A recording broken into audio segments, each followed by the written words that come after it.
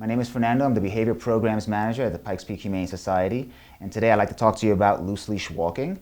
We often get complaints of dogs who pull on the leash, which can be an unpleasant experience for a walk, or sometimes can even be dangerous if they're strong enough to pull you off balance.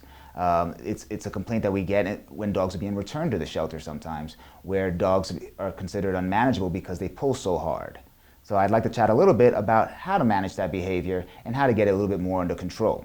Now, we're not talking about heel per se, having a dog stand right next to your leg, more just maintaining a loose leash while walking so that you can both have a pleasant walk. By keeping the loose leash versus a heel, you allow the dog to still explore their environment, sniff, enjoy the environment around them without pulling you off balance or putting you in any harm or making you uncomfortable. What we often hear about loose leash walking is my dog is trying to be dominant.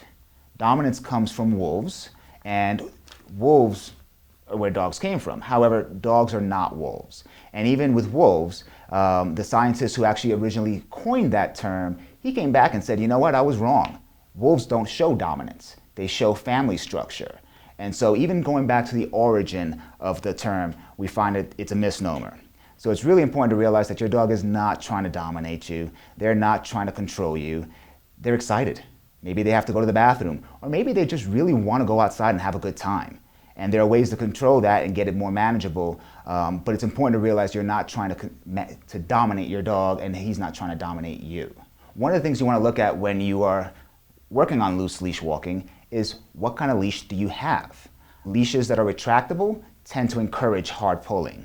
Leashes that clip onto the back, a back harness, can also encourage pulling. If you imagine a sled dog, very similar.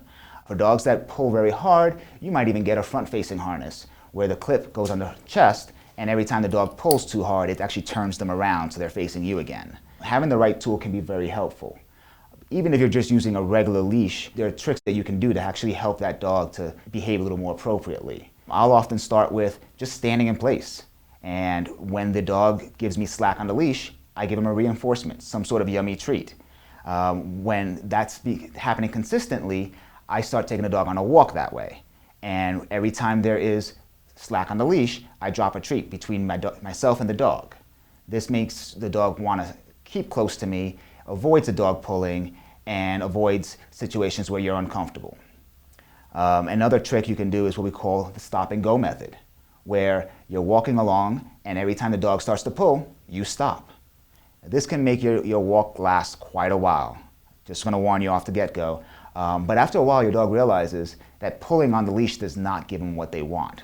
Rather, giving space and having slack on the leash, which is also more comfortable for them, gives them what they want, which is the ability to move forward. Another method you can use is what we call watch me, where you reinforce it or give a treat for your dog looking back at you. With my dogs, I've reinforced them for every time they look back at me, they get a treat. So when we're walking, they check in with me often. It also means that a dog that maybe is reactive, who sees other dogs or people and gets very excited, is more involved with keeping an eye on you and focusing on you than actually reacting to those other people or animals. So it actually helps with both situations.